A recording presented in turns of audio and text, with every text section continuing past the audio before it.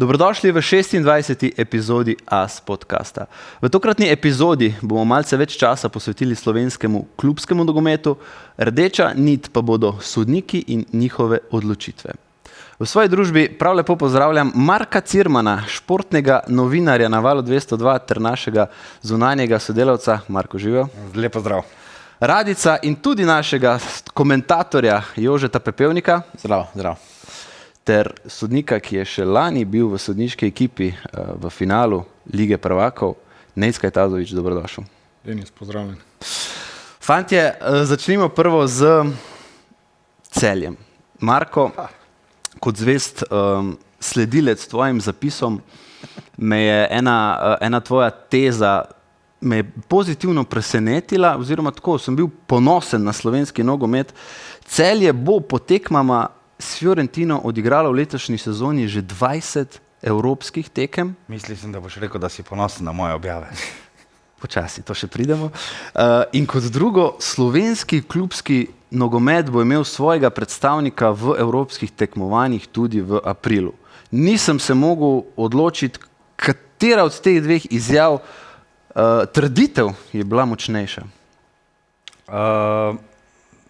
Težko je verjeti, da imamo res aprila še vedno slovenskega predstavnika, pa pustimo to, bodo nekateri rekli, da je to tretje razredno evropsko tekmovanje, ampak odigrati 20 tekem znotraj ene sezone v Evropi je res veliko.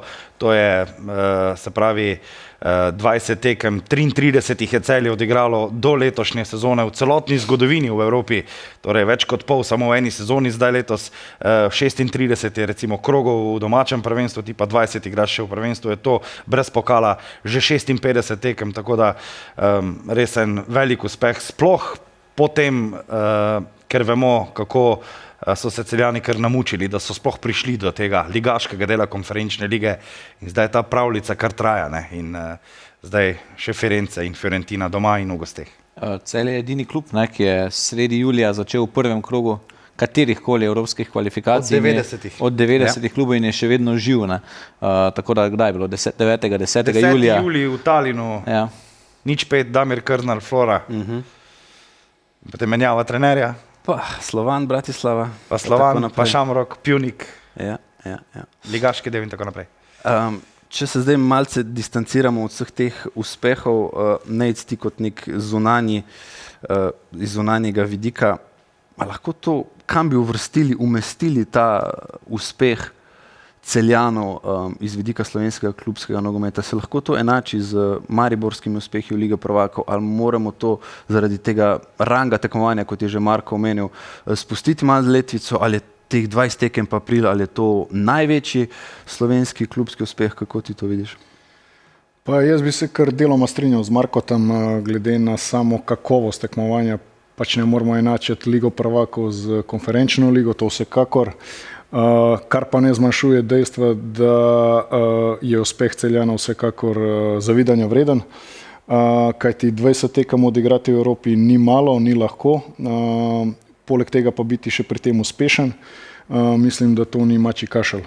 V primerjavi z Mariborom v letih, ki so igrali Ligo prvakov, moram reči, da vseeno je to pač neka stopnička višje, tako da bi jaz vseeno ostal pri tem, da je pač Maribor imel le neko večjo veljavo v tem delu tekmovanja, kar pa ne zmanjšuje seveda uspeha tudi Celjanov, ki so ga dosegli. Absolutno se strinjam, poleg tega moramo vedeti nekaj.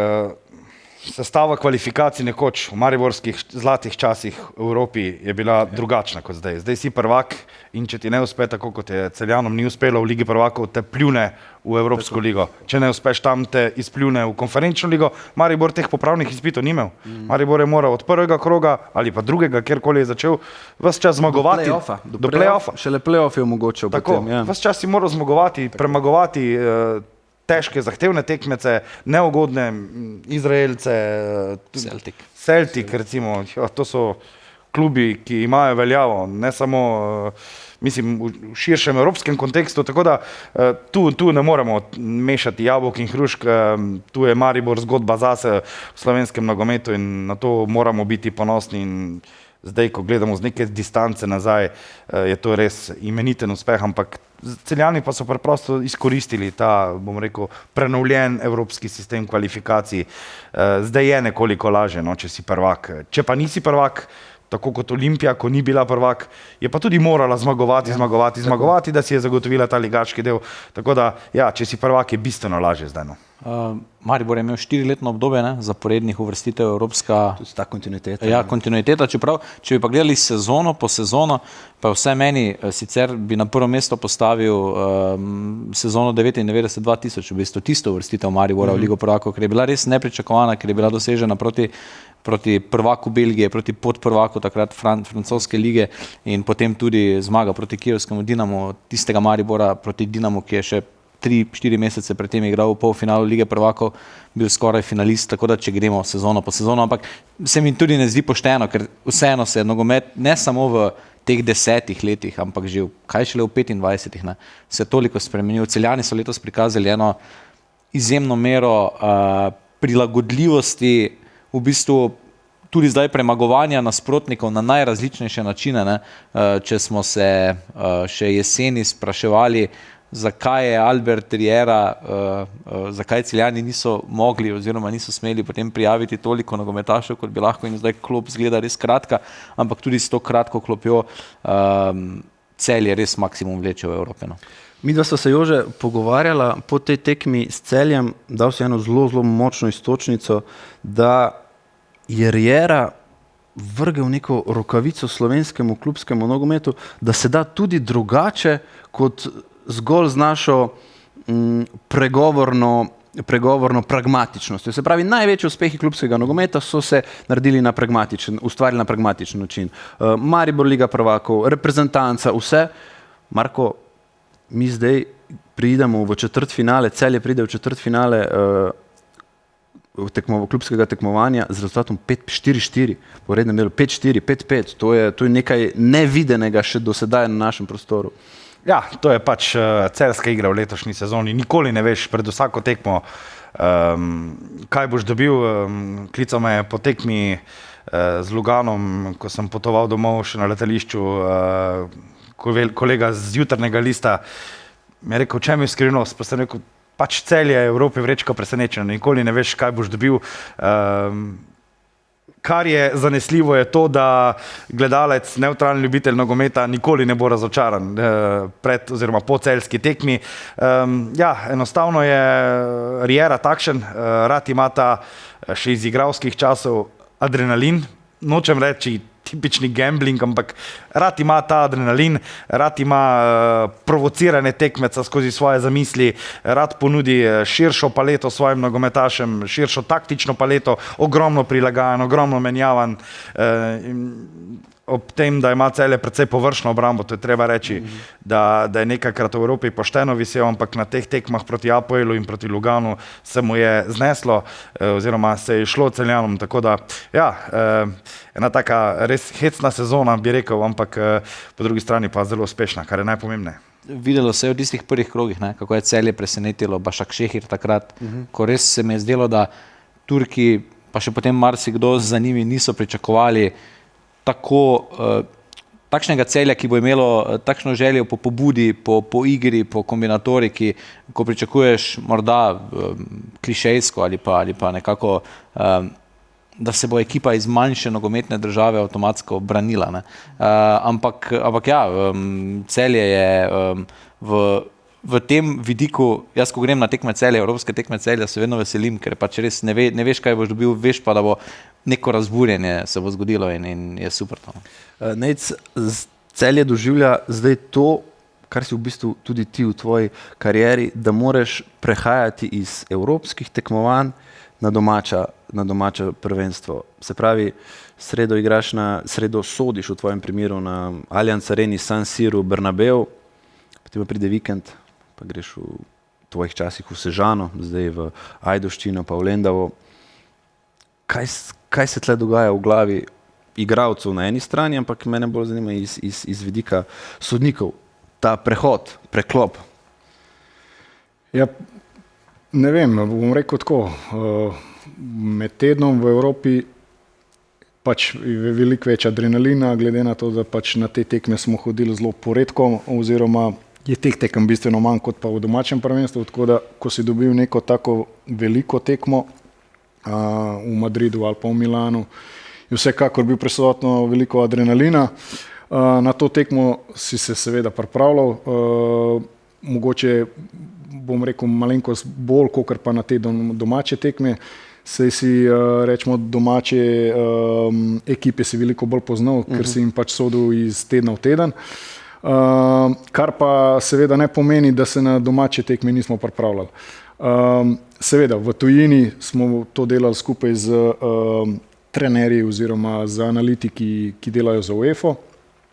Doma pa pač se vsak sodnik pripravil sam z ogledom posnetkov, ki jih pač imel na razpolago, kateri so bili tisti, rečemo, igralci, troublemakerji, način, slog, kako ekipa igra, kaj lahko pričakuješ. Ampak se veš, kako je bilo v nogometu, vedno pričakuj nepričakovano. Rekel si trenerji in analitiki, ki sodelujejo z UEFA, do kakšnih vsebin pridete z njihovo pomočjo? Pa z njimi oni so veliko bolj analizirali slog igre ekipe, potem tisti igralci, kateri so bili, rečemo, problematični v smislu, kateri delajo največ taktičnih prekrškov, kateri so bolj grobi, katere igralce je treba zaščititi v ekipi, na kaj biti pozoren, naprimer v taktičnem smislu, a ekipa bolj kontinuirano napada, a se bolj brani, v smislu branjenja potem lahko pričakuješ tudi veliko več prekrškov pred njihovim 16-metrskim prostorom, ali pa če je bila ekipa enostavno, bom rekel, naštelana bolj na protinapade, to pomeni, da je mogel biti tudi sodnik biti potem fizično dovolj pripravljen in seveda tudi psihično za to, da bo iz ene polovice igrišča tekel na drugo in pač sprejel pravilno odločitev. Tu moram vprašati, a je bil Denis troublemaker? Denis ni bil troublemaker, daleč od tega. Kako se je bilo treba pripraviti na Denisa? Ne, Denis je bil v redu kot igralec, mislim, da so imeli zelo korekten odnos, spoštljiv. Jaz pravim tako, seveda med samo tekmo pride do izmenjave kakšnih besed, argumentov, kakorkoli, ampak po tekmi jaz pravim vedno si dal z vsakmu, sva si dala roko, sva si povedala, lahko so šla na koncu tudi na pir. Z nekaterimi pa pač žal ne, ampak z Denisom jaz mislim, da nisem imela nobenih težav. Absolutno. Je to zadevno kaj drugače, potem sodite evropsko tekmo, kjer nogometašev ne poznate v tej količini tekem kot na domačem terenu, morda nimate že ustvarjenih nekih mnenj ali pa predsodkov o njihovem obnašanju, o njihovih reakcijah na terenu. Je zato v bistvu kaj lažje, ker sodnik nima predsodkov o določenemu igralcu. Pa jaz bom rekel tako, da tudi igralci nimajo predsodkov o sodniku. In veliko lažje je v Evropi, naprimer, prijeti na tekmo, odsoditi, tudi če naredi sodnik napako, bomo rekli zdaj ne neke grobe napake, ampak pač tisti majhni prekrški niso. Veliko lažje igralci to sprejmejo in igrajo naprej. Seveda pač igralci vemo, kakšni so, na kakšnem nivoju poteka igra in tako naprej. Dočim v domačem prvenstvu se srečuješ iz tedna v teden, zdaj igralec, ki mu je sodnik prejšnji teden ni piskal prekrška, naslednji teden prideš zopet v nek kontakt z njemu, ki se srečata na tekmi in seveda, igralec nosi to zamero, zanj je bil prekršek, nisem ga piskal, zdaj me je klele zafrkavaš, tako da je bil kar problem včasih z nekaterimi igralci, ampak kakor jaz pravim, ko je konc tekme, naslednjič je novo poglavje, nova zgodba. Denis, oprosti, ker ti skačem voditeljsko vlogo, ampak res imam še eno vprašanje. A lahko v teh nekaterih imenih na glas ali raje ne? Imamo minuse in pluse, ne? Ja, vsekakor, ja. Eni so prepošteni, eni pa so premalo pošteni, ne? Zdaj, tisti, ki so najbolj odstopali morda, no? Pa jaz bom rekel, da v našem prvenstvu oziroma v slovenski ligi je vsaj meni ostal v spominu naprimer najbolj tak troublemaker, naprimer Martin Milec. Bom pa povedal še eno stvar o Martinu. Midva po tekmi so bila vedno v redu, na samem igrišču, tako kot sem že prej omenil, so bile pač neke iskrce. Pač Martin, jaz razumem, ko je bil kapetan Maribora, da se je pač postavil za svoje igralce, za svojo ekipo, to jaz vse razumem.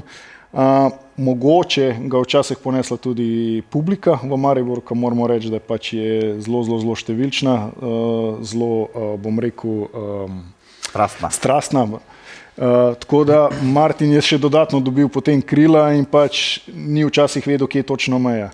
Moram pa reči, da po tekmi sva midva vedno imela korekten odnos, tudi izven igrišča, če so se kdaj kje tako srečala, čisto normalno podebatirala, tako da to je to, kar sem prej omenil, da z nekaterimi kljub temu, da na igrišču imaš, bo rekla, vojno, lahko z njimi po tekmi lahkih nog odideš na pivo. Se vam je zdelo kdaj, da igralci vidijo sodniško ekipo tudi kot nasprotnika tekom tekme in kako je potem v bistvu razmišljanje sodnika, da on ne preklopi v to fazo, da je tekma tudi zanj, ne, v bistvu tekma dokazovanja, kakorkoli, ega, česarkoli.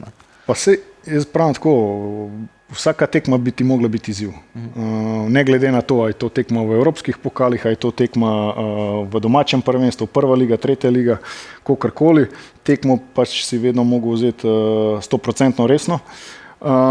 Zdaj tako, če se navežem nazaj na tvoje vprašanje, ja, so obstajale določene ekipe v določenem trenutku, ki so bili pač naelektrene proti sodniku zaradi nekih dogodkov, ki so se dogajale v preteklosti. Zdaj, jaz bom izhajal iz sebe, jaz pač sem tiste dogodke analiziral sam pri sebi, pač sprejel pač določeno mero odgovornosti, sprejel napake, zato da se v bodoče pač mi te napake ne bi več dogajale. In jaz na tisto tekmo, naprimer, ko sem prišel, sem jo pač oddelal spet 100% maksimalno zavzeto, resno, tako da sem probal tudi vso to negativno naelektrenost pred začetkom tekme ali pa na začetku tekme, ki je bila, probal z igralci nekako umiriti, zgladiti, tako da sem probal tudi speljati potem tekmo v normalnem tonu, bom rekel, do konca tekme. Marko je govoril o poštenih igralcih. Če smo malo aktualni, zadnja kontroverzna 11-metrovka Juliana Alvareza je po mojem mnenju botrovalo k temu razpletu tudi njegova telesna govorica. Ko je on odhajal po strelu nazaj vrsto, sem jaz dobil občutek, kot da je čutil, da je nekaj šlo narobe, da se je nekaj zgodilo. Me pa zdaj zanima to sokolje oko, ki smo pa videli, da je dejansko prišlo do 2 dotikov. A je to masterclass Vorsobe ali kako prihaja do komunikacije med Marcinjakom v tem primeru, ki je bil zraven, in Vorsobo?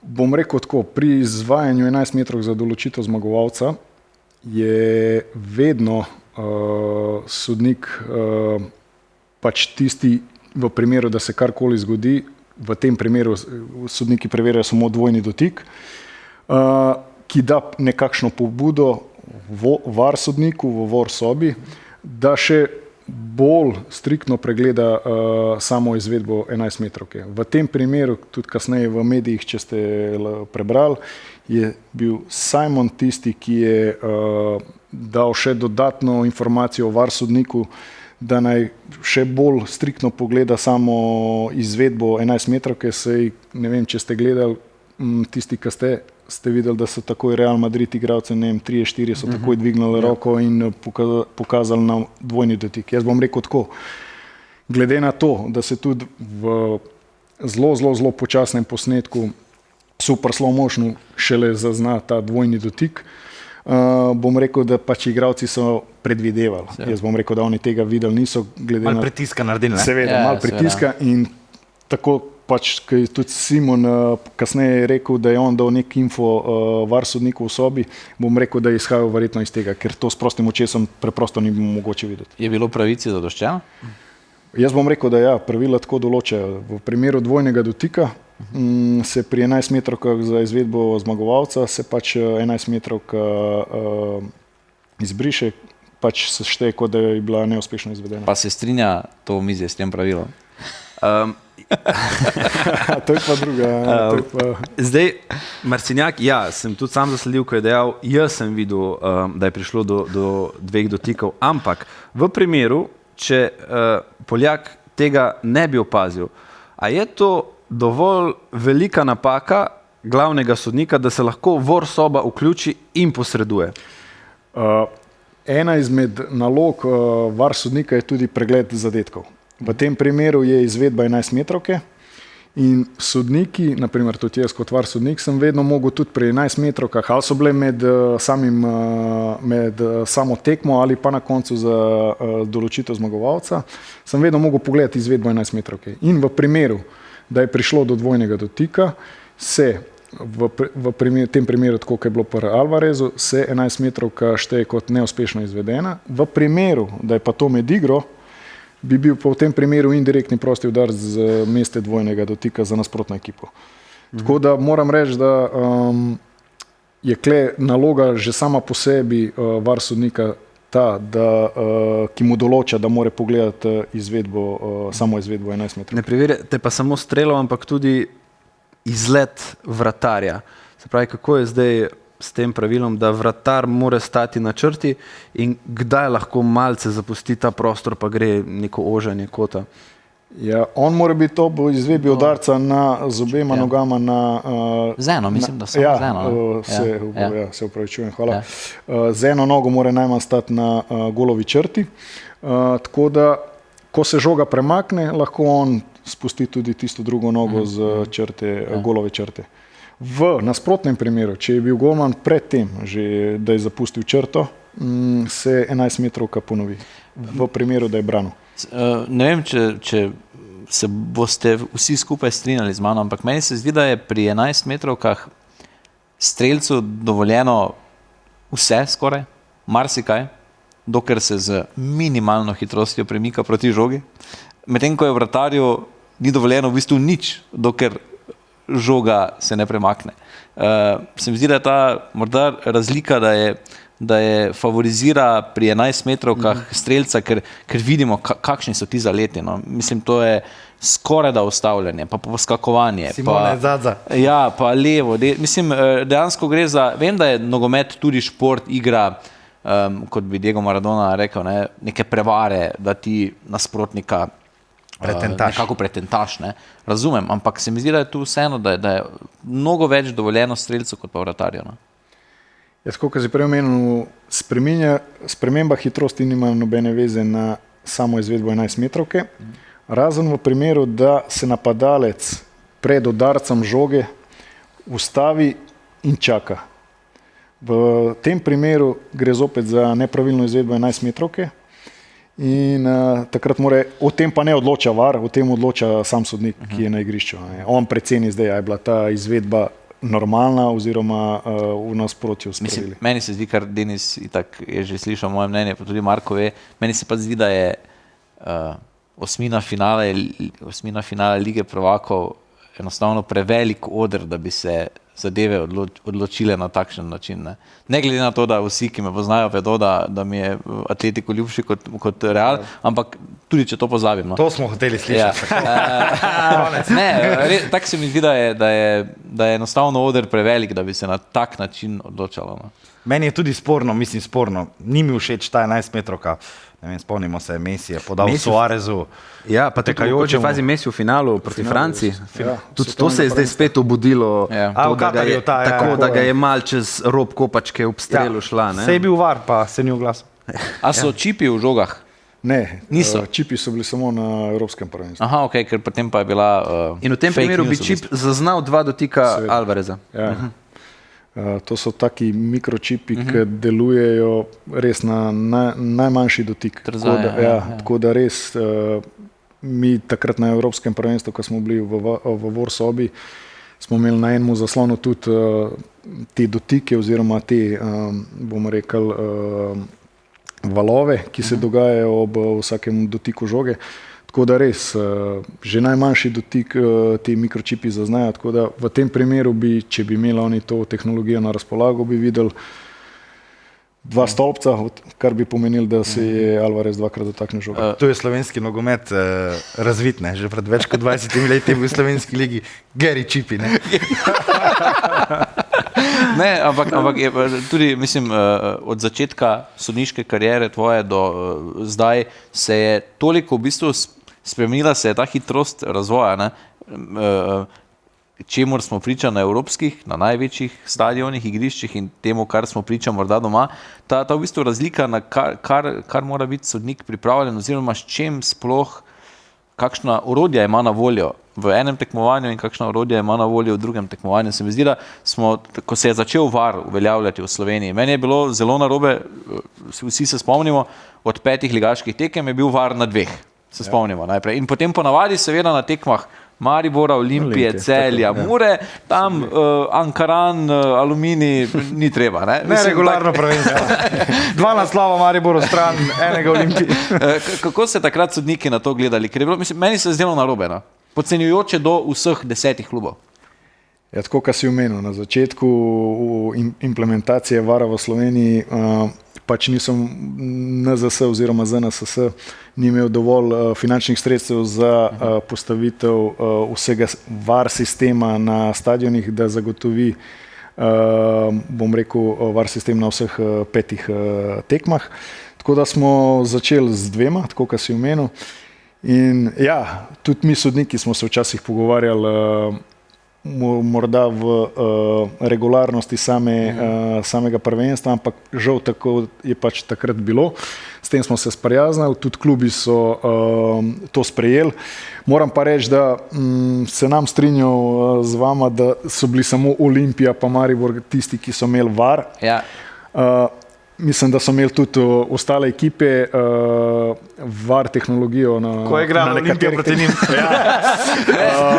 Samo da lahko prekinem, jaz sem enkrat šel, pa ne bom zdaj s številkami, ker jih na pamet ne vem, ampak recimo 36 krogov na tekmah Maribora Olimpije je bil VAR recimo na 24, 25, na tekmi Ankarana, ki je tisto sezono bil v prvi ligi, je bil pa na 5 tekmah. Res mislim, šlo je za velikansko razliko. Tega je 4-krat igral proti Olimpiji.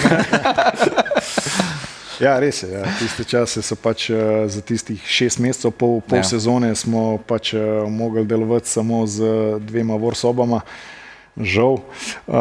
Tako da, ja, to smo mogli sprejeti. Tudi ekipe, jaz mislim, da so se s tem sprijaznile, sprejele. Tako da na koncu jaz mislim, da je bilo kljub temu, da smo imeli samo VAR na 2 tekmah na krog, da je bilo prvenstvo vse na koncu. Jože je dejal, že govori o tem razvoju VAR tehnologije in sodniške skozi čas. Spomnim se obdobja, ko ste bili za obgol na stranskih črtah, derbi Maribor Olimpija, ko je bil tisti Salalihov gol razveljavljen, offside, ni offside na derbiju. Zakaj se ta eksperiment sodnikov ob golu na gol-out liniji ni obdržal, ni obnesel? Pa tako, kot ste vsi omenili, z razvojem, bom rekel, igre se razvija tudi, bom rekel, sodniška stroka oziroma sodniško delo in tudi sodniki so šli v korak, bom rekel, s časom z samimi ekipami.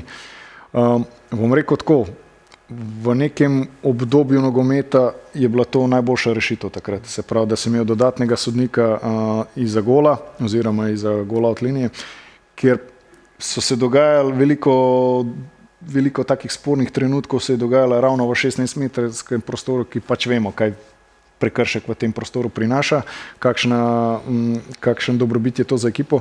Tako da je bila to neka, bom rekel, dodatna pomoč glavnemu sodniku.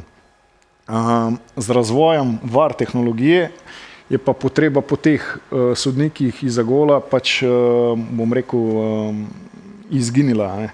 In jaz sem se včasih še pohecal, da bi bilo mogoče zelo fajn, če bi bil še kakšen sodnik za golom včasih tudi v obdobju VAR-a, ker mogoče pa takrat se VAR bi bistveno manjkrat upošteval oziroma umešaval v delo glavnega sodnika. Ampak ja, tehnologija je šla naprej. In postali so tehnološki višek, lahko rečemo. Ja. Saj niso bili dolgo, ne? Jaz se nisem. Ja, v obdobje, sezono, 2 mogoče. 2-3 leta smo bili sigurni. Tako da, ja, danes pač uporabljamo VAR tehnologijo.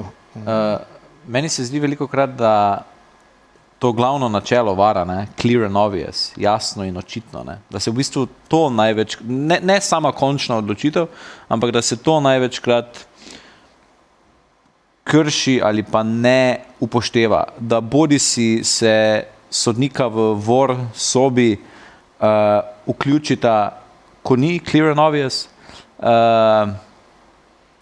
Kakšno je tu tvoje mnenje? Zdaj, ko že morda malce od zunaj opazuješ, gledaš. Jaz bom rekel tako, da ta clear and obvious, ki je neko navodilo za vse VAR sodnike, je pač neka subjektivna ocena VAR sodnika. Zdaj, v Sloveniji in tudi na UEFA smo imeli to letvico, kaj je za nekoga clear and obvious oziroma stopnja, kdaj se VAR sodnik vmeša v sam incident, ki se je zgodil na igrišču, zelo visoko postavljeno. Nekatere države so imeli to letvico postavljeno zelo nizko, tako da so, rečemo, intervenirali za neke zadeve, ki so bile tako rekoč smešne. Bom rekel tako, mi v Sloveniji smo imeli to srečo, da smo imeli gospoda Šajna, ki je na UEFA na zelo visokem položaju, tako da smo imeli to srečo, da smo mi dobili vse ta navodila iz UEFA tudi v Slovenijo, tako da smo imeli res to srečo, da smo dobili navodila iz UEFA direktno iz prve roke tudi v Sloveniji, tako da moram reči, da samo sojenje, ne glede na to, koliko so se nekateri klubi pritoževali ali pa igralci, moram reči, da je bilo kar na zelo visokem nivoju. Kljub temu, da se napake so dogajale in se, verjamem, tudi še v prihodnosti bodo, ampak probamo pa te napake zminimalizirati. Ja, bom rekel tako, no, da...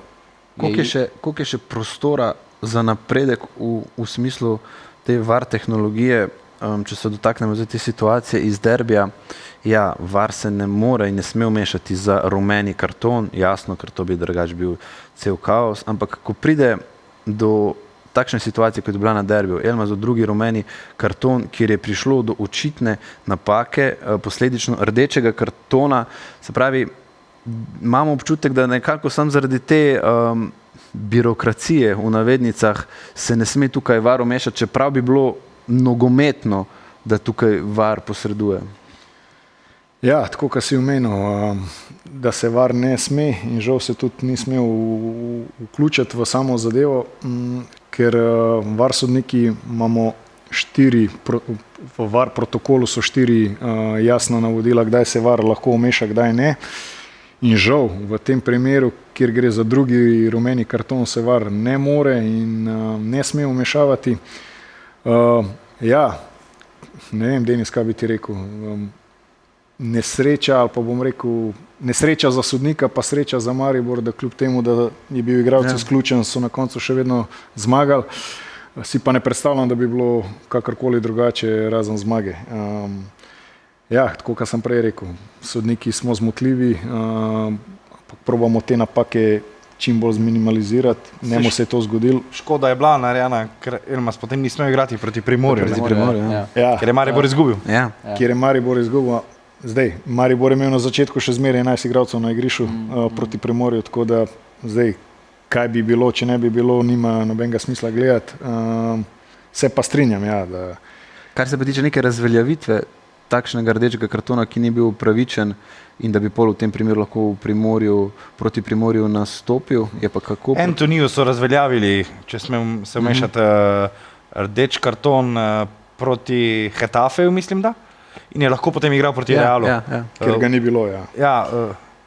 Tukaj gre predvsem za pobudo strani kluba, ki da pritožbo, potem pa pač organi odločajo o tem, a je pritožbi ugodeno ali ne. Tako da tudi v tem primeru ne vem, a se je Maribor pritožil, a ne. Ne, pa je v Sloveniji sploh pravilo, da se lahko razveljavi naknadno? Lahko se, koliko sem povedal, verjetno mora dati klub neko pritožbo, ampak v tem primeru jaz mislim, da sigurno ne bi bilo pritožbi ugodeno. Ker nek kontakt je bil, sigurno ni bilo vmes. Nekje sem prebral, da se lahko razveljavi samo, če je pokazan rdeč karton napačnemu igralcu. Tukaj bi se pa potem mogel vmešati VAR, kjer gre za napačno identifikacijo igralca. Tudi v primeru, če bi napačni igralec prejel rumeni karton, bi ga VAR sodnik opozoril, da pač šlo za napačno identifikacijo igralca in da pač mora karton pokazati tistemu, ki pač prekršek naredil. Ko se pogovarjamo z igralci, trenerji, dostikrat povejo, da imajo občutek, da včasih, recimo, če gremo tudi morda k stranskim sodnikom, pa tudi glavnemu, da odkar je VAR, da si sodniki morda imajo to seveda v podzavesti, da imajo VAR za svojim hrbtom, ki jih nekako ščiti, da lahko rešijo situacijo, da pa hkrati so morda manj pogumni pri svojih odločitvah, odločni ravno zaradi tega, ne? Da tudi včasih stranski načeloma očiten offside raje ne bo dvignil za vsak slučaj, ne? Hkrati pa lahko potem seveda v tej akciji pride do nekega trka na leta, bog ne daj poškodbe. Ne? A ste imeli sodniki v tem obdobju, a je to morda pride v podzavest sodnika med tekmo, vidi sporno situacijo, si reče, ne bom, ker imam VAR, pa bi morda še 5 let nazaj gotovo zapiskal. Mislim, a je tu morda se strinjam. Prišlo do tega? S tehnologijo VAR smo sodniki pa pomočniki sodnikov dobili, bom rekel, tudi neka navodila. Zdaj, če prvo začnem pri pomočnikih, v primeru offside položaja. Zdaj, pred uvedbo VAR-a so sodniki pač sami ocenili, je prišlo do offside ali ne, in je takoj dvignil zastavico. Zdaj, z uvedbo VAR-a so pomočniki oziroma stranski sodniki dobili navodilo, da v primeru, kjer gre za res tesne offside, zadevo prepuščajo VAR-u. Zato na začetku je bilo zelo veliko prigovarjanja strani branilcev, bom rekel predvsem, zakaj ne dvigne zastavice, če bi offside, ker je bila pač navada odprej taka. Danes, če gledamo tekme, noben od branilcev se več ne pritožuje, ampak igra, dokler pač ni konec akcije. Tudi oni vejo, da jih... Tudi oni so se že naučili in spoznali, rečemo, s temi pravili. Tako da sodnikom oziroma pomočnikom sodnika je bilo povedano, da pač zastavico zadržijo dol in v primeru, da je prišlo do nedovoljenega položaja, se takrat oglasil VAR. Pri glavnih sodnikih bom rekel, da je tako. Ja, se strinjam s tabo, da pred 5 leti si veliko lažje zapiskal penal, ko si bil nekje v dvomu, a je, a ni. Danes imaš neko varovalko za sabo. Kar pa ne pomeni, da sodnik na igrišču ne sprejema odločitev. Še vedno, če je za njega 11 metrovka oziroma bom rekel prekršek, ga še vedno more dosoditi. Zakaj? Ker na koncu glavni sodnik postavlja VAR-a v neko težko, bom rekel, v neko dilemo, a je, a ni, a je za njega dovolj. Ta vloga odgovornosti se preloži. Vsekakor. Ko neka potuha je lahko VAR. Tako, ja. Prej je bila odgovornost vsa na glavnem sodniku, zdaj ima pa glavni sodnik neko potuho na VAR sodniku v VAR sobi, tako da je vsa odgovornost zdaj na VAR-u. In seveda, VAR ima vso tehnologijo na razpolago, tako da VAR res se ne sme zmotiti, kar pa vemo, da spet ni čistko. A poteka kakšna sama komunikacija med glavnim sodnikom in VAR sobo? Prvo, da to razložimo, VAR sodniki delujejo v VAR sobi. Ja. Naprimer, zdaj, situacija, ti si v tekmi in vidiš, da je Marko se približal Jožetu in ne veš, a mu je nekaj prišepnil na uho ali ga je ugriznil v ramo. A lahko, kako potem poteka? A glavni sodnik reče, ne, zdaj, a mi preveriš to situacijo, preveri, nisem dobro videl in vi že začnete, ali se počaka in prvo iz VAR sobe javijo glavnemu sodniku? Ja, ta komunikacija med sodniki je obstajala že od nekdaj, bom rekel že iz preteklosti, pred uvedbo samega VAR-a, tako da sama komunikacija med sodnikom in med tekmo in na igrišču je enaka. Kar se zdaj samo dodali je, da sodniki v VAR sobi oziroma VAR sodniki v VAR sobi lahko vse to komunikacijo, ki poteka na igrišču, posluša, imajo pa tudi direktno komunikacijo z glavnim sodnikom oziroma z vsemi deležniki na igrišču. In tako, kar si omenil, v primeru nekega, bom rekel, skritega dogodka, lahko je glavni sodnik, mora biti iniciator tega, da pove VAR sodniku v VAR sobi, preveri mi to pa to, daj poglej mi to. Naprimer, ne vem, pride do nekega nevidnega oziroma skritega igranja z roko. Zdaj, glavni sodnik to ne vidi, tam vidi, da se 3 napadalci dvigujejo roko, da se pritožujejo in želijo 11 metrovko. Glavni sodnik je tisti, ki bo rekel varu, dej prever malo bolj, poglej, tukaj želijo 11 metrovko, dej prever, če je kaj na temu. Tako da var je res tisti, ki je varovalka glavnemu sodniku, da se kakšen zelo pomemben dogodek, da na igrišču ne uide, ne, pa da ekipa ne bo oškodovana. Če bi jaz zdaj želel postati sodnik, kakšna pot me čaka, kaj moram vse prehoditi? A si res to želiš? Ne. Ti bi rad, da te še gledalci manj marajo. Ja, jaz bom rekel tako, izhajal bom iz sebe, da do tega nivoja, kjer sem bil, da bom rekel, je bila kar neka trnova pot. Malo prepozen že ni? Malo prepozen? Denis, ja, Denis je pa orang prepozen. Ja. Tako da... Ja, lej, jaz sem pač v mladosti sem igral nogomet, potem sem pa pri 20-ih sem pač počasi zaključeval svojo nogometno, bom rekel, pot in sem čist po naključju sem šel med sodnike, kjer pa moram reči, da sem imel kar veliko podporo znotraj društva, seveda. Če ne bi bil tako uspešen, kako je bilo to naključje? Če ne bi bil uspešen, verjetno tudi ne bi bilo take podpore. Ja. Jaz bom rekel, da je eno z drugim. Moraš imeti malo tudi sreče, da si v pravem času na pravem mestu. Je pa tako, je veliko odrekanja. Zdaj bom rekel, veliko treningov, sobote, nedelje te praktično ni doma. Športni novinarji. Ja. Je to poln poklic ali lahko človek še kaj drugega dela? Ne, jaz mislim, da v Sloveniji je čisti amaterizem. Podanski SP. Ja, tako da bi lahko živel samo od sojenja, jaz mislim na tem, rečemo, slovenskem nivoju, definitivno ne. Bom rekel tudi nekateri sodniki, pa če sebe izhajam, ko sem postal mednarodni sodnik, spet ni bilo to takega prihodka, da bi lahko živel samo od sojenja.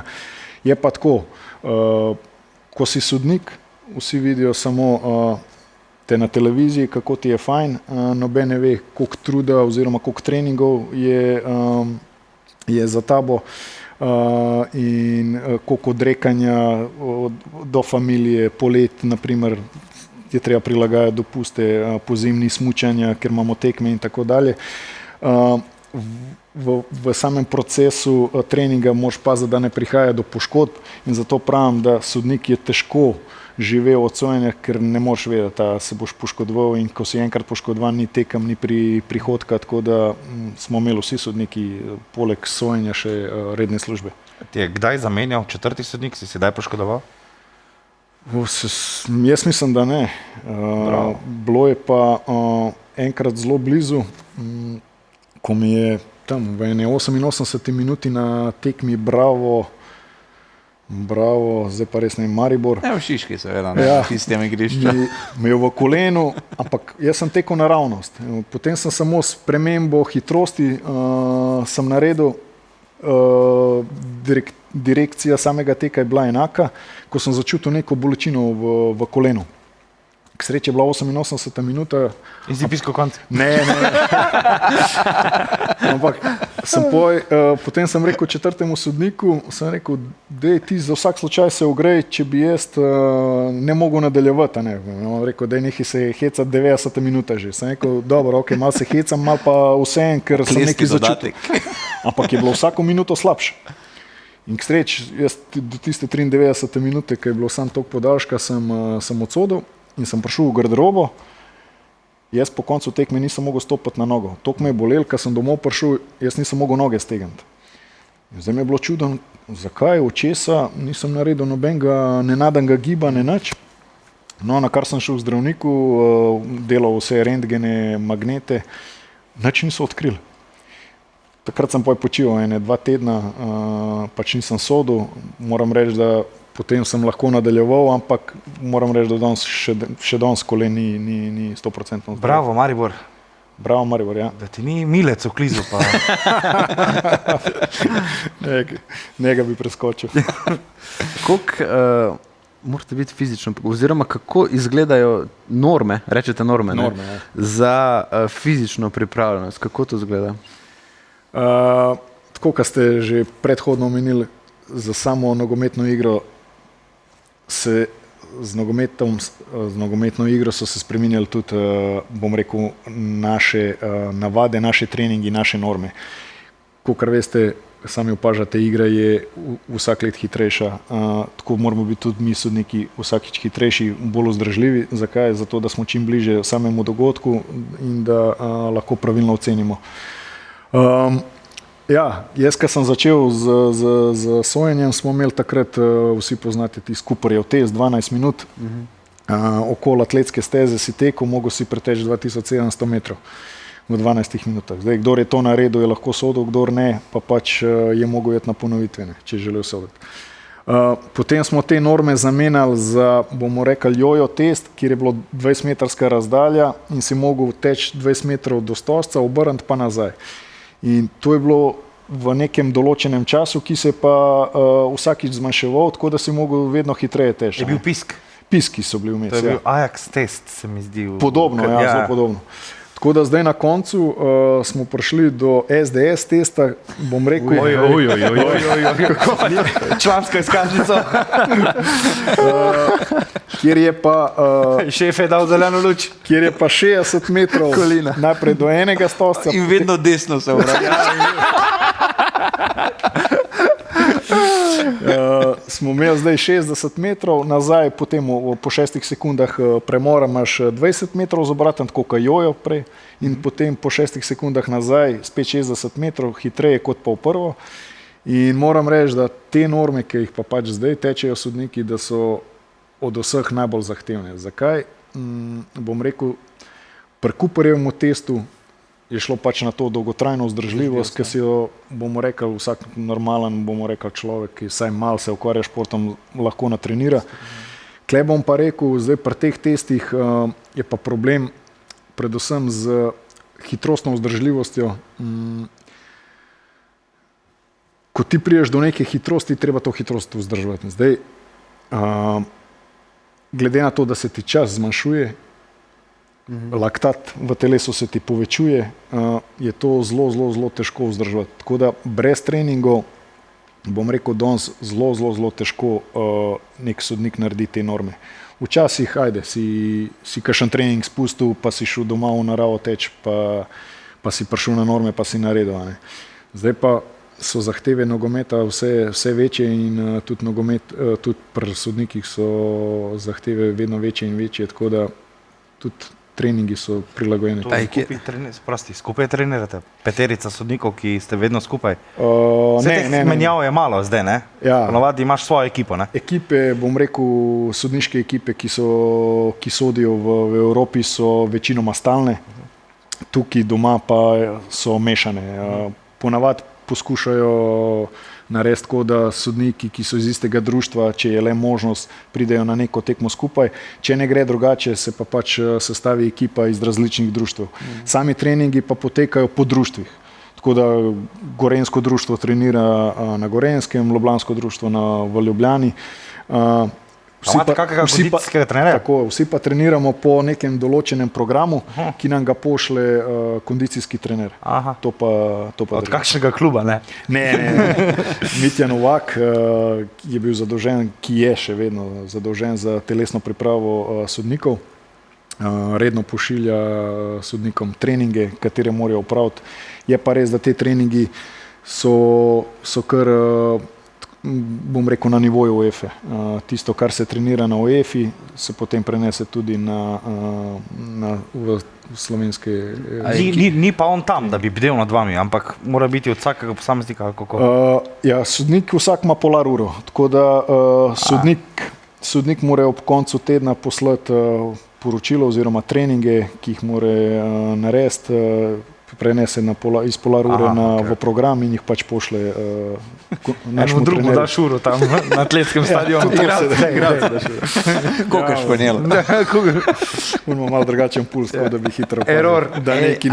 A je kjer izmed sodnikov tako ekstremno hiter, ampak tako hiter, da ne vem, Real Madrid gre v tranzicijo, Mbappé, Rodrigo in Vinicius in on sledi in on gre z njimi. A je kjer tako bil v vašem prostoru, ki je pač res? A zdaj govoriva v Sloveniji? Ne, sploh. Dejva začeti v Sloveniji. Kdo je najboljši sodniški šprinter? Najboljši sodniški šprinter. Med glavnimi, ker stranski verjetno so... Stranski mora biti kar hitri, glede na to, da oni imajo... Ja, moram reči za Stašo Špur, da je izredno hitra, tudi izredno pripravljena, tako da ni bom rekel, brez razloga na prvi ligi. Tako da ne res čestitke ob vsem tem. Tako, kot sem prej rekel, stranski sodniki imajo zelo težko delo in sicer oni štartajo z mesta. In zdaj si predstavljate nekega napadalca, ki uletava mimo zadnje linije, kar naenkrat ti stojiš, on je pa naenkrat 10 metrov pred tabo. Tako da res, stranski sodniki morajo biti še posebej bolj pripravljeni na te kratke šprinte. Na eksplozivnost, tako je. Glavnega sodnika, ki bi spremljal oziroma ki bi dohiteval, bom rekel, v Evropi Mbappé, Haalande in tako dalje, še nisem videl. Tle bi izpostavil naprimer Ištvana Kovača, zelo fizično dobro pripravljen sodnik. Tudi Marčinjak je, ne? Tudi Simon, ja, ni pa toliko eksploziven pa hiter, kot sam Ištvan Kovač. V Sloveniji, bom rekel, eden izmed zelo hitrih sodnikov, ali pa če ne celo najhitrejši na prvi ligi, bom rekel, je Anže Jerič. Ne glede na to, da iz mojega društva sem videl na samih normah, ki imamo tudi pač 4x40 metrov imamo šprinte in moram reči, da on je bil vedno najhitrejši. Ampak ja, ni tek vse v današnjem sojenju. So tudi odločitve, ki so bistveno bolj pomembne, kot pa sama hitrost. Kaj pa obutev? Spomnim se Perketa, legende Periča, on je imel neke Gora Teksice, nekaj sploh ni imel kopač, to je bila neka podlaga, mislim, imel nek uprijem, ki je pač bil to. Si imel vedno kopačke ali si prilagajal glede na vremenske razmere in vse? Ja, vsekakor. Sem se tudi sam prilagajal vremenskim razmeram, tako kot Dragoslav Perič. Moram pa reči, da je bil problem z leti, ko si starejši, je problem poškodbe ahilove tetive, pete in tako dalje, tako da smo probali čim bolj se prilagajati z obutvijo tem samim našim poškodbam in smo probali na suhih terenih sami soditi v supergah oziroma v tistih, bom rekel, kopačkah na 1 milijon štofovcev. Za umetno travo. Za umetno travo, zdaj se itak zalivajo trave, to je drsi, ne? Pa jaz bom rekel, da sem zelo velik tekem odsodil v teh kopačkah, pa moram reči, da ne vem, če mi je parkrat spodrsnilo, načeloma ne drsi, no, ker sami sodniki nimamo teh nenadnih gibov, sprememb smeri, hitrosti, kot sami igralci, tako da veliko lažje si prilagajamo, ne vem, hitrosti teka in spremembi smeri, tako da ja, z razna deževja, če je bilo predvsem v jesenskih časih ali pa zgodaj spomladi, ko je bilo veliko deževja, pa se kakor kopačke na 13. Še svoj eno anekdoto, ko sem jaz imel poškodbo ahilove tetive, sem bil 1 leto out in sem neki intervju dal v enem časniku, kaj se je dogajalo, vse podrobno opisal in mene čez nekaj dni kontaktira en sodnik.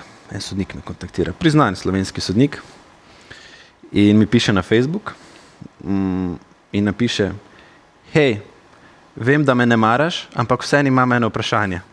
Yes, okay. In me vprašal ravno to, imajo težave z ahilovo tetivo, ker ste tekači, ne, to vse ist foh, in je pol fora, da mi je sodil en tak penal, da je bil grozen, da če bi bil var, bi ga razvedljavil in sva se ful sprla na tekmi, ful sem ga imel na grdo. Ampak na koncu smo postali prijatelji, družinski, se slišimo, smo konstantno na vezi, tako da nauk te zgodbe je, tudi sodniki so ljudje, so prijazni. Spoznaš sodnika. Ja, v poškodbi.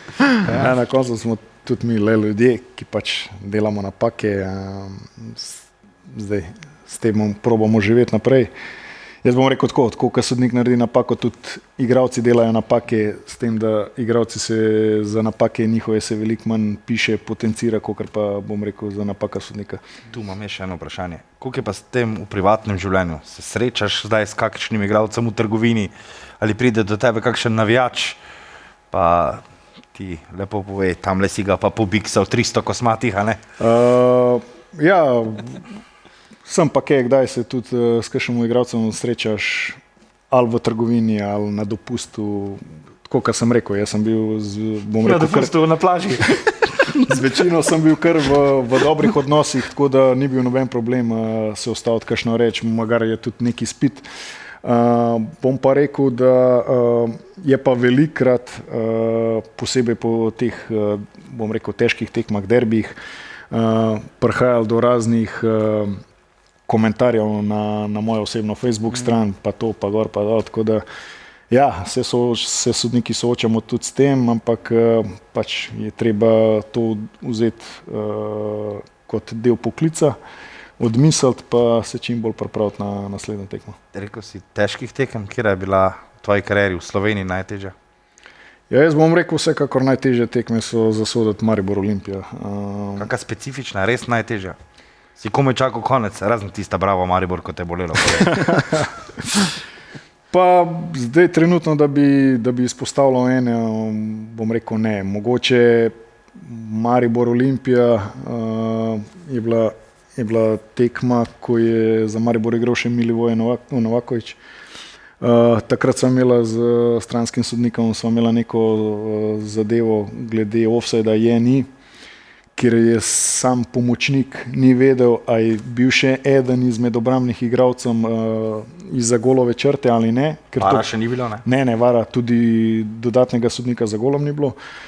Tako da jaz sem bil pa, zanalaž sem bil tam stal, sem bil takrat pozoren na to, ampak seveda, zadetek je padel, on pač, kakor je velelo takrat pravilo, da sodnik, če ni prepričan o regularnosti zadetkov, mora ostati na mestu, kar je znak za glavnega sodnika, da mora priti do njega, da se pogovorita. In takrat sem jaz prišel do njega in ga vprašal,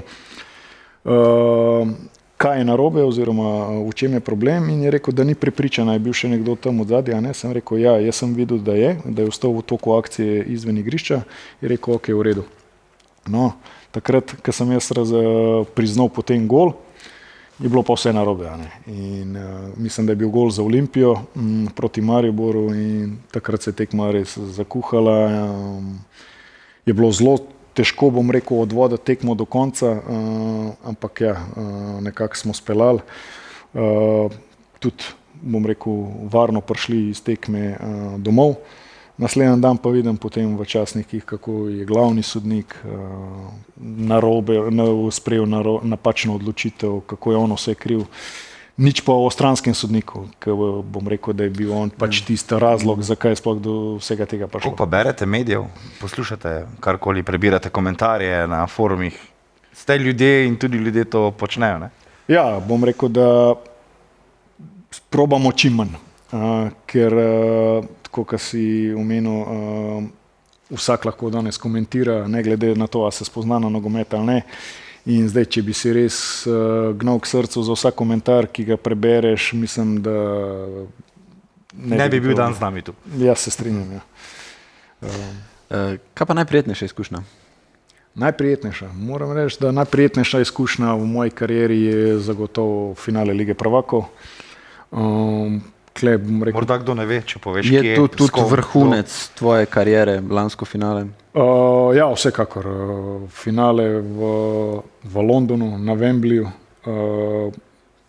bom rekel, pred 90,000 gledalci, Real, Borussia Dortmund, tako da bom rekel, ne vem, če si lahko še kdo karkoli več zaželi.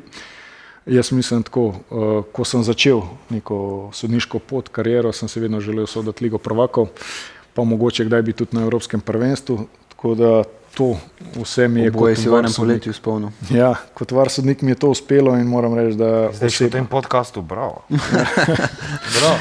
Vse odkljukano. Tako da te osebni cilji, sanje so se mi izpolnile.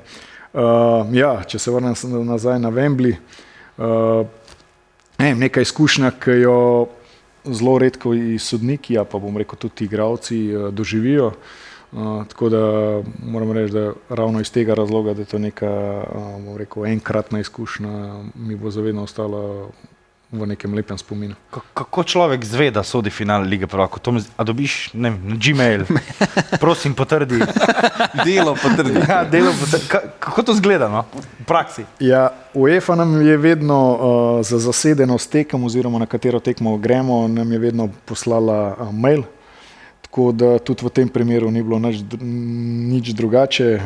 Prejeli smo mail, sicer 3 tedne pred tem, da pač sodimo finale Lige prvakov skupaj s Slavkom Mičičem, jaz kot VAR sodnik. Tako da moram reči, da je bilo to kar neko pozitivno presenečenje. Trgovini na blagajni. V Ligo prvakov finale sodim, noro. Tako da, ja, že sama novica,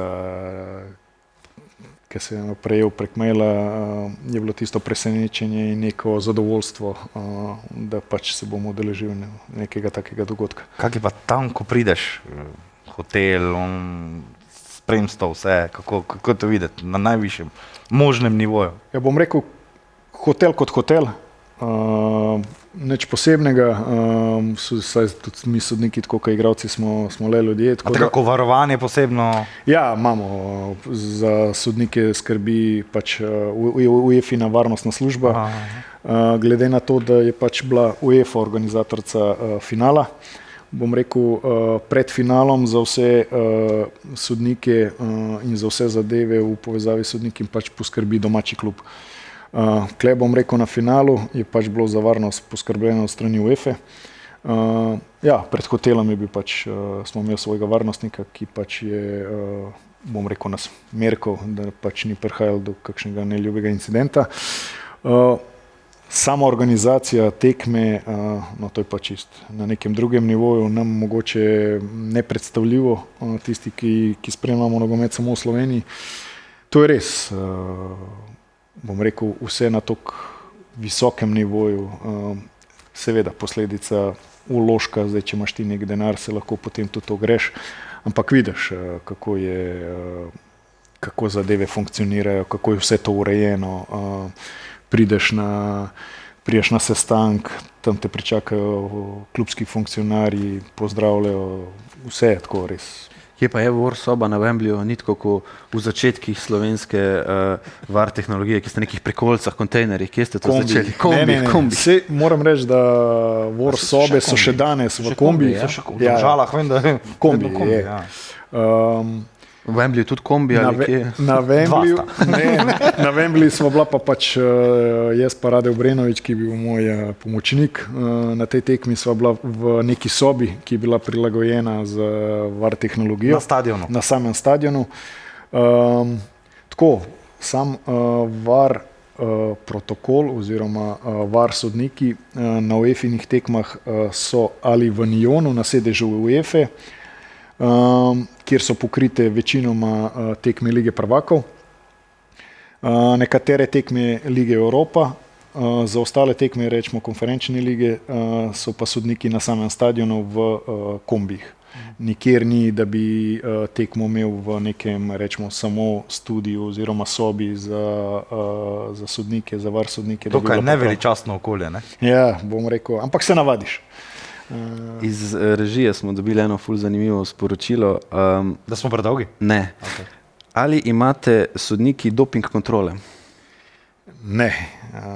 Sodniki, na žalost ali pa na srečo, bom rekel, nismo imeli nikoli nobenih doping kontrole. Zdaj, kaj bi sodnik pridobil z dopingom? Vzdržljivost? Ja, vzdržljivost. Sej, imamo norme, kjer jih moraš preteči, kjer se preverja, si pripravljena, ne. Tako da potem med letom oziroma samo sezono s tekmami pa s treningi vzdržuješ to pripravljenost, tako da jaz ne vidim nobene potrebe po nekem dopingu. Se pravi, prepovedana substanca, ki je tudi slaba za sodnikovo telo, je manjši prekršek kot stavni listek v žepu. Zagotovo, po mojem. Sam to smo dobro. A si bil kdaj izpostavljen kakim res neprijetnim situacijam? Govorimo o nekih čudnih klicih, o grožnjah, je kdo prišel kdaj v garderobo med polčasom, po koncu tekme, kaj je bila ta neka najbolj negativna izkušnja? Pa se je že dogajalo, da so med samim polčasom nekateri funkcionarji klubski prihajali v garderobe. Tudi največkrat se je zgodilo po tekmah samih, da so prišli pa pač se prepirali, zakaj to, zakaj ni tako. Nam grozil, moram reči tudi sam, da sem, bom rekel, kar iz Kopra dvakrat odšel z policijskim spremstvom, ker so bile tam razne grožnje, kako bomo prišli tam, se bomo videli naslednjič, kaj bo in tako dalje. Tako da bom rekel, za večjo varnost smo na to poklicali policijo in pač odšli z policijskim spremstvom proti domu, kjer pa k sreči nič ni bilo, ampak nikoli pa ne veš. Tako da ja, je bilo v moji karieri kar nekaj takih neprijetnih izkušenj. Bom rekel, pač je del našega poklica, vsak pride nekoč v neko tako situacijo. Probaš pa se temu izogniti oziroma probaš narediti vse na samem igrišču, da ne prihaja do tega. In potem po tem nekem vrhuncu tvoje kariere v lanskem poletju so prišle še bolj težje stvari oziroma kot to se v življenju dogaja, tiste tekme, Marko je že menil, Dinamo prijateljska tekma, pa U19, Slovenija, Avstrija. Kaj se je tam dogajalo? Kako tvoja zgodba me zanima? Denis, jaz bom tako rekel. Sam, kot sem že večkrat povedal, sem človek, delam napake, iz njih se probam čim več naučiti. In tudi jaz bom vedno rekel, da ne glede na to, ali je bila prijateljska tekma, ali je bila to prvenstvena tekma ali pa tekma v Evropi, sem šel na tekmo 100% resno, ne podcenjevalno, ker se mi ne zdi pošteno do igralcev, do ekip, ki nekaj v to vlagajo. Tako da, jaz sem pač šel na igrišče maksimalno pripravljen, v dobri veri, da bom pač sprejel najboljšo odločitev, sem pač takrat tako videl in sem pač to sprejel oziroma zapiskal. Bom rekel, sama tekma z Dinamom, tam se zdaj pogovarjamo o centimetrih, aj bil noter, aj bil zunaj. Jaz sem na samem igrišču nisem imel posnetka, nisem videl, da je bil mogoče prekršek zunaj. Prijateljska tekma. Prijateljska tekma se pogovarjamo, ja. Tako da jaz sem pač pri tistem ustal. Bom rekel, za prijateljsko tekmo, ki je bila pa pač moja zadnja v karieri, sem pa tudi naredil napako, jaz priznam. Tudi ekipi sem med polčasom se upravičil, ko sem si pogledal sam med polčasom v garderobi posnetek, da pač zadetka ni bilo. Ekipi sem se upravičil, so sprejeli moje upravičilo, so rekli, ni problema, gremo naprej, itak je prijateljska tekma.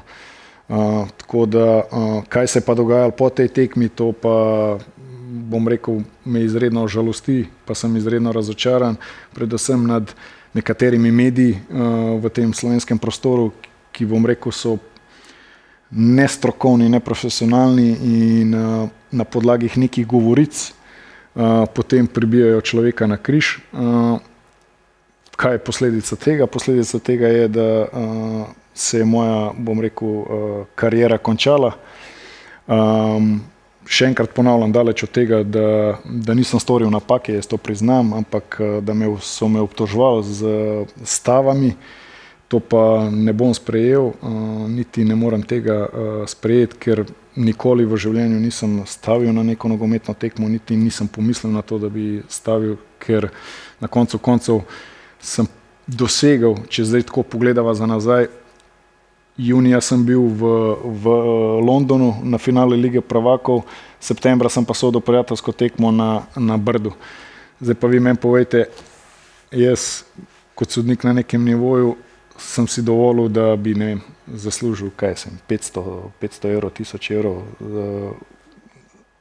za to, da sem stavil na to tekmo, če grem lahko na Wembley oziroma na Evropsko prvenstvo, kjer lahko zaslužim bistveno več. Tako da te obtožbe so me prizadele, bom rekel, ne samo mene, kakor pa bom rekel mojo družino. Tako da, žal, moja kariera se je končala. Odkrili so, ker so naredili notranjo preiskavo na NZS-ju, da ni bilo nobenih stav, da ni bilo nobenih vplačil na te tekme. Tako da, kljub temu sem danes to, kar sem. To me je zmotilo. Noben te ni zaščitil, ne? Od sodniške organizacije, kot da so si želeli, da končaš kariero. Jaz bom rekel tako, da Jaz sem imel en razgovor z predsednikom Sodniške nogometne zveze. Ta pogovor je bil zelo kratek, kjer je pač dejal, da pač za njega bo to vedno ostala napaka in vedno bo tako trdil. Jaz sem rekel, v redu, če tako misliš. In potem sem prejel mail po nekih 2 dneh, da pač prinesem nazaj opremo, kjer je bil že meni nek signal, da pač se moja kariera zaključuje, brez kakršnekoli preiskave, brez kakršnekoli nekega rezimeja vsega tega. Ampak ja, jaz sem pač to mogel sprejeti, tako da ja, žal, danes sem upokojeni, sodnik z, nekim nahrbtnikom, z nekim črnim oblakom nad svojim imenom, z nekim madežem, ki pa niti mal ni, upravičen. Tako da, za mal se mi zdi, no, da se nekoga blati, pa mu škoduje na podlagi nekih govoric. Tako da, hvala Deni za povabilo, da sem lahko danes mogoče predstavil svoje videnje celotne zgodbe. Ravno to sem mislil reči, vprašati. Pogovori, intervjuji, izjave nogometnih sodnikov v Sloveniji, verjetno tudi širše, praktično so neobstoječi. Jih ni. Sodniki ne stopite pred mikrofon, pred kamero, tako rekoč nikoli. A je to tudi morda narobe, da je v bistvu ta organizacija, ta ceh tako hermetično zaprt, da se potem tudi takšna stvar, kot se je tu zgodila, da se potem tako hermetično reši brez morda tudi možnosti pojasnila, preiskave, kakorkoli.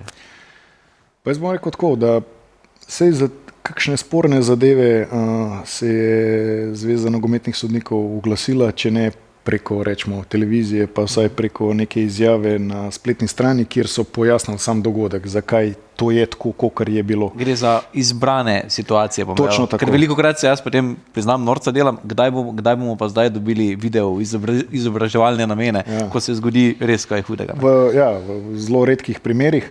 Bom rekel tako, zdaj, če bi sodniki za vsako napako oziroma ali pa vodstvo Sodniške zveze za vsako napako dajali izjave, bi pač odprli Pandorino skrinjico in jaz mislim, da teh izjav oziroma bom rekel nekih pojasnil bi bilo po vsaki tekmi lahko mnogo. Tudi klubi bi potem lahko vedno več zahtevali, zakaj pa ni to, tako da na koncu jaz mislim, ok, v nekih primerih je v redu, da pač se da neko pojasnilo, zakaj je zadeva takšna, kakršna je bila, ne glede na to, je bila prav dosojena ali ne. V nekaterih primerih pa mislim, da je prav, da se pač ne komentira glih vsake odločitve sodnika, ki bom rekel, da po večini, bom rekel še, da so bile pravilno dosojene. Mnenje o sodniških kotičkih, televizijskih, domačih, tujih, je to nekaj, kar sodniki jemljete kot dobro? Zdaj domači in tuji, domači vem, da je en, tuji nekih ne spremljam. Je dobro, pa ni dobro. No. Bom rekel, dobro iz vidika pojasnil klubom, bom rekel, če je do dejanske napake res prišlo. Ni dobro pa seveda do samega dotičnega sodnika, ki je bil na tej tekmi, da se pač, bom rekel, da se ga popravlja oziroma da se ga omeležuje, ker na koncu koncev ta sodnik bo še sodil, bo prišel naslednjič na tekmo in bojo s prstom kazali na njega, ja, tam si pa naredil napako, zdaj pa moraš vrniti in tako dalje. Tako da so pozitivne pa negativne stvari vsekakor. Mene zanima, nad čem si najbolj razočaran? Nad nekom, ki te ni zaščitil ali To je bilo moje vprašanje, da se navežem. Prej si dejal medije. Si imel občutek, da je kdo dotično deloval proti tebi v povezavi z nekom, kako si pol to zgodbo, ki si za nazaj razmišljal in si probal interpretirati, kako si razlagal, da je tu prišel te degradacije? Ja, jaz bom rekel tako, da že sam tisti notranji občutek, ko je vsa ta zgodba prišla prvič v medije, mi je bila prva misel, da nekdo stoji za tem. to so bili pač moji neki tisti prvi občutki. Potem bom rekel, iz ure v uro, iz dneva v dan je ta en in isti medij to zgodbo napihoval in vedno bolj sem imel občutek, da pač nekdo mora stati za tem. Na kar sem po 3 dnevih dobil klic iz pač bom rekel, določene novinarske hiše, ki me je vprašal, kaj se dogaja, pa sem mu pač povedal, ja, da tako pa tako je, se lahko sam vidi in je rekel, da tudi ravno zaradi tega me kliče, ker so sami dobili anonimen mail, kjer so bili vsi ti posnetki noter zrezani, pa noter pripis, da pač gre tukaj za stave in tako dalje. Tako da sem mu rekel najlepša hvala, da si samo potrdil to mojo tezo, ki pač v meni nekako bila, da nekdo stoji za tem, da mi pač namerno želi škodovati. Zdaj, razočaran sem na tem, da se sama zadeva ni preverila oziroma prišlo, bom rekel, do konca sami zgodbi. Kdo stoji za tem, s kakšnim namenom? Z namenom, ok, vidimo, kaj pa kako. Zdaj, jaz moram še danes povedati, da ne vem, kdo stoji za tem. Bom rekel, pač po tokem času mi niti več ne zanima, kdo stoji za tem, pač moje življenje gre naprej. To sem pač mogel sprejeti in žal, tako se je končalo. Kako si pa prebolel konec nečesa, kar si zelo rad počel in zelo uspešno?